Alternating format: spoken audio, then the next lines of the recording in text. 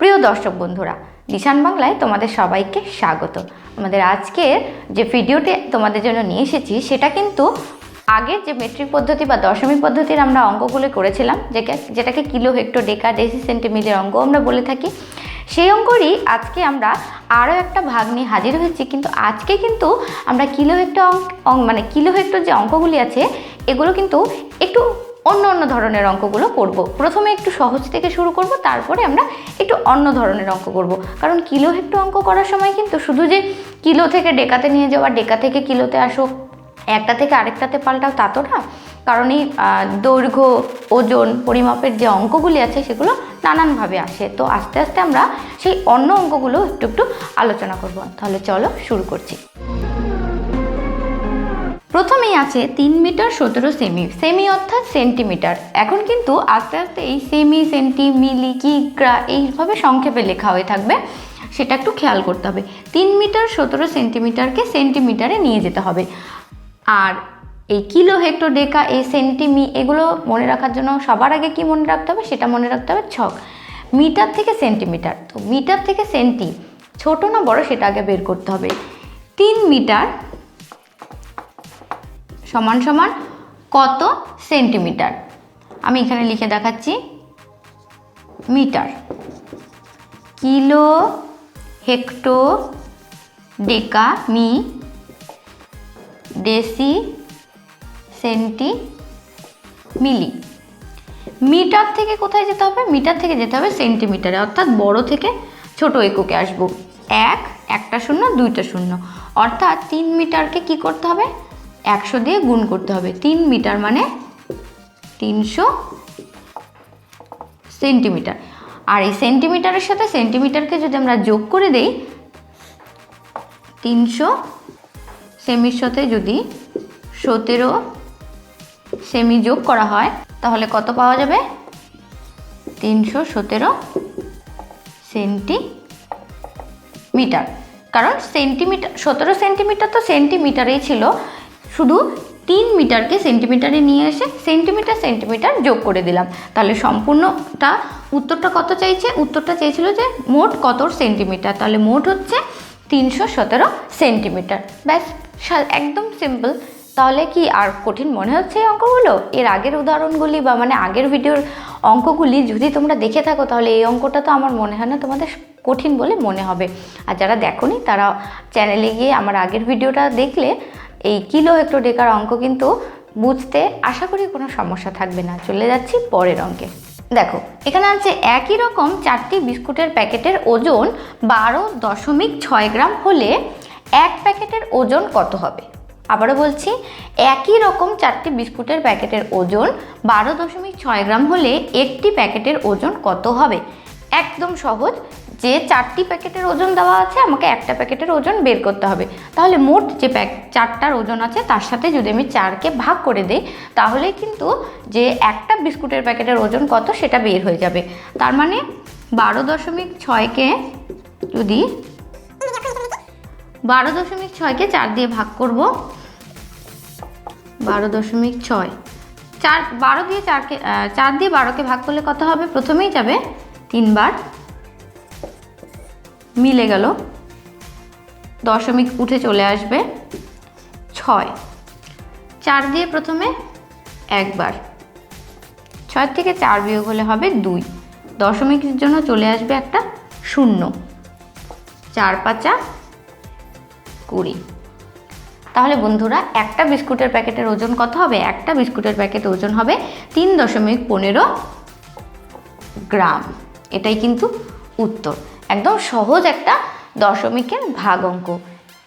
4টার ওজন দেওয়া আছে, একটার ওজন বের করতে হবে। কি করতে হবে? 4টার ওজনের থেকে সেই 4টার ওজনের যে মোট ওজন আছে তার সাথে যদি 4 দিয়ে ভাগ করে দেওয়া যায় তাহলে একটার ওজন বের হয়ে গেল। একদম সহজ। চলে যাচ্ছে পরের অঙ্কে। পরের অঙ্কে কি আছে? 15.77 মিটার লম্বা বাঁশের 2.25 এতটা অংশ বাদ দিয়ে বাকি অংশকে সমান 4 ভাগে ভাগ করলে প্রতি ভাগের দৈর্ঘ্য কত হবে? কি করতে হবে? এত মিটার লম্বা একটা বাঁশ আছে, 15.77 মিটার, তার থেকে 2.25 এই যে এত অংশ, এই অংশটাকে বাদ দিতে হবে। বাদ দিয়ে বাকি অংশটাকে 4 ভাগে ভাগ করতে হবে। একদম অঙ্কেই বলে দিয়েছে যে কি কি করতে হবে। প্রথমে 15.77 থেকে 2.25কে বিয়োগ করতে হবে। আমি সহজভাবে দেখানোর জন্য এখানেই বিয়োগ করে দেখাচ্ছি বন্ধুরা। 7 থেকে 5 বিয়োগ হলে কত হবে? 2। আর 7 থেকে 2 বিয়োগ হলে হবে 5। 5 থেকে 2 বিয়োগ হলে 3, 1 হয়ে গেল। এটাকে কি করতে হবে? এবার 4 দিয়ে ভাগ করতে হবে। ঠিক আছে, 15.77 বিয়োগ 2.25 ভাগ 4। অঙ্কটা দেখতে অনেকটা কিন্তু এরকম হবে। বিয়োগফল কত হলো? 13.52 ভাগ 4। এবারে আমি তোমাদেরকে ভাগটা এদিকে করে দেখাচ্ছি। ভাগটা দেখাচ্ছি। 13.52কে 4 দিয়ে ভাগ করব। 4, 3 4 12। 3 থেকে 2 বিয়োগ হলো 1। দশমিক উঠে চলে আসবে এখানে, দশমিক উঠে গেল, 5 নামলো। 5 নামলে কত হবে? 4 দিয়ে 4 4 16 বেশি হয়ে যায়, তাই 3 4 12। আরও একবার 5 থেকে 2 বিয়োগ হলে হবে 3। এবারে কত? 4 8 32, 3.338। এটাই হবে উত্তর। তাহলে প্রতি ভাগের দৈর্ঘ্য কত হবে? প্রতি ভাগের দৈর্ঘ্য হবে 3.38 মিটার। আমি ভাগটা কিন্তু বন্ধুরা বোঝানোর জন্য এখানে তোমাদের করে দেখালাম। অঙ্কটা অনেকটা এই ধরনের হবে। কি বুঝতে অসুবিধা হচ্ছে? তাহলে অবশ্যই লিখে জানাও কি অসুবিধা হচ্ছে, কমেন্টে জানাও। আমি অবশ্যই সেই কমেন্টে রিপ্লাই দেওয়ার চেষ্টা করব। আর বন্ধুরা চলে যাচ্ছি পরের এবং শেষ অঙ্কে।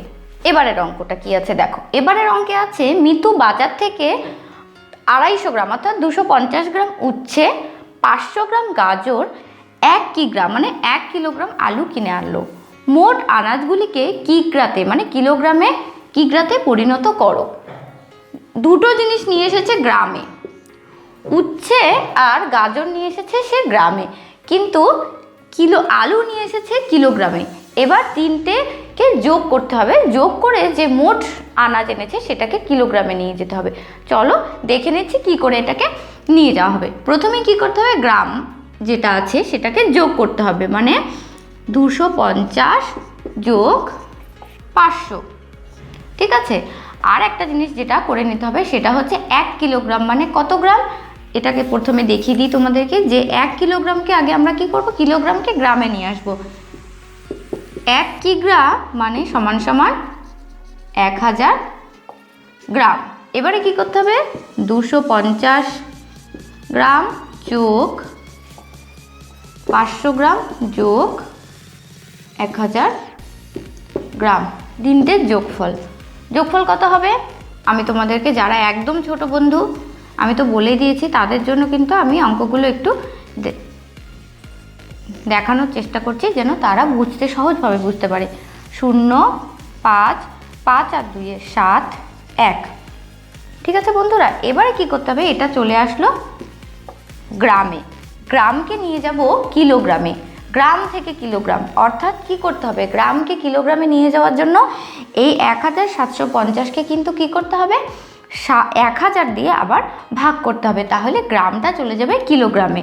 ঠিক আছে, মানে 1750 ভাগ 1000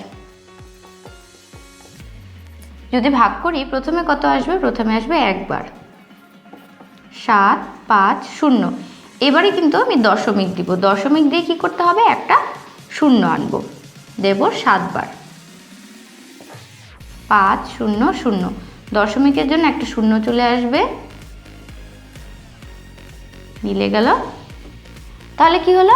1.75 কিগ্রা মানে কিলোগ্রাম।